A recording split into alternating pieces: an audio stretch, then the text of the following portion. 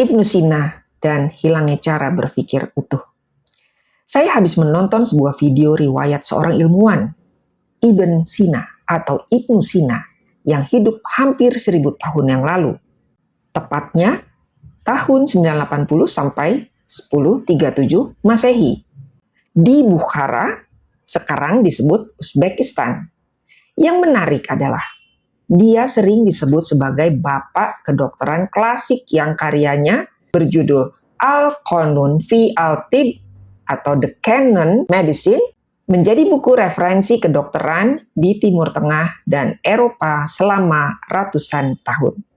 Namun, keluasan ilmunya justru terasa asing di zaman modern. Isi buku tersebut sangat luar biasa untuk zamannya. Ada klasifikasi penyakit, farmakologi, anatomi dasar, diagnosis klinis, observasi penyakit menular, konsep karantina, dan pengaruh psikologi terhadap kesehatan.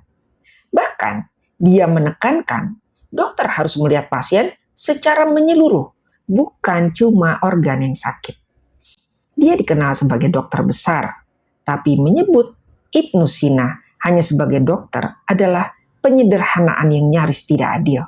Ternyata dia juga seorang filsuf, ahli logika, matematikawan, astronom, pemikir politik, teolog, pengamat psikologi manusia, bahkan pengkaji musik dan struktur harmoni. Dia memahami satu hal penting, realitas tidak pernah berdiri dalam kotak-kotak terpisah. Tubuh manusia bukan sekedar organ, pikiran bukan sekedar impuls listrik, penyakit bukan sekedar angka laboratorium, kehidupan bukan sekedar akumulasi gejala.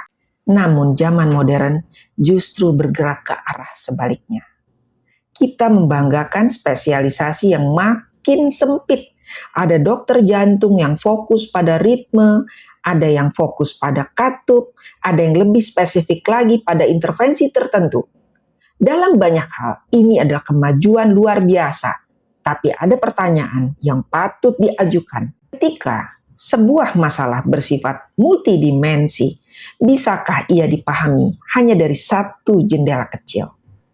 Obesitas misalnya, apakah ia sekedar masalah kalori?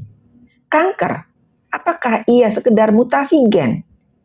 Depresi, apakah ia hanya sekedar masalah neurotransmitter? Penyakit autoimun, apakah hanya sekedar kesalahan sistem imun?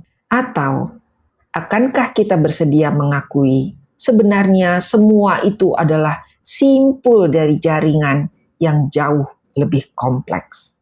Metabolisme, hormon, ritme sirkadian, sistem stres, nutrisi, lingkungan, relasi sosial, bahkan makna hidup. Disinilah kita kehilangan sesuatu yang dimiliki Ibnu Sina, cara berpikir menyeluruh. Ibnu Sina seorang polimath.